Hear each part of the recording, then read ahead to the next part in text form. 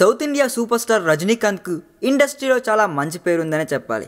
ఏమాత్రం ఆడంబరాలు లేకుండా చాలా అంటే చాలా సింపుల్గా బతికేస్తారని, మంచి మనిషి అని, కష్టాన్ని గుర్తించే వ్యక్తి అని, వేషాజాలు లేని మహా మనిషి అని ఇలా ఉంటాయి రజనీకాంత్ గురించి చేసే మీడియా మాటలు. ఇండస్ట్రీలో అలాంటి సూపర్ స్టార్ని చూడలేమని చాలామంది చెబుతుంటారు. వీటన్నింటికి తోడు ఆయన దైవ చింతన మరో 10 మెట్లెక్కిస్తుందండి. ఇవన్నీ నిజమే అయినా రజనీకాంత్ ఎంచుకుంటున్న సినిమాలు చూసి ఆయన్ని డబ్బు మనిషి అని అంటున్నారు చాలామంది. సూపర్ స్టార్కి భారీ పేమెంట్స్ చేతికొచ్చే సినిమాలు తప్ప సమాజానికి మంచి చెప్పే టైపులో ఒక్కటంటే ఒక్కటి కూడా ఆయన సినిమా చేయరు. బడా ప్రొడ్యూసర్లు తప్ప మిగిలిన వారెవరు రజనీతో సినిమా చేయాలని ఊహించుకోవడం కూడా జరగని పని అన్నది వారి వాదన.